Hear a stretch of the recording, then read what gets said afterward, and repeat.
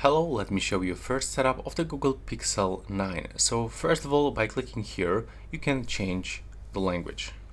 From all of this list, you can pick any language that you want. In my case, I will stay with the English from United States. And also, I can recommend you to go into the accessibility, because right here you can already change the vision settings. So you can make the font bigger, smaller, and also you can make the display size bigger. You can turn on bold text and high contrast text. Click done if you set it up, and also you can find here the talkback, so it's useful for people with blindness and the low vision.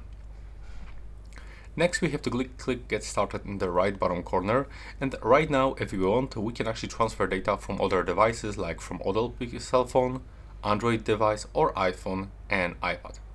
If you want to get fresh start, like in my case, you can skip this step and you can also transfer this data later, because in the settings there will be also option. So let's say that right now you want to get the quickest start of the phone. So click skip on the left bottom corner. Now you can connect into the Wi-Fi network, but also you can do this later if you want. So that's your choice if you want to do this right now or later. I'm gonna set up this phone offline. Click continue. Right now you can choose your region, date and time. Click next in the right bottom corner. Right here you've got some options about location, scanning for the Bluetooth and the Wi-Fi, sending diagnostic data, and you have to click accept in the right bottom corner. Right now you will have to choose your limited warranty and then click next. Right now you can set your PIN code. When you click on the screen lock options, you can also select from pattern, PIN to password, but I don't want to this one. I just want to get simple swipe. I'm not using this kind of the protection. So click skip and click skip again. Then we've got the Pixel Satellite SOS. Click next.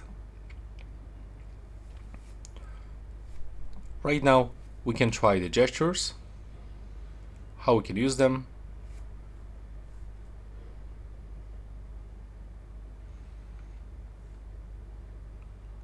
So this is like the short tutorial. Once you actually open it, you will be not able to actually go back. So let's try how it works.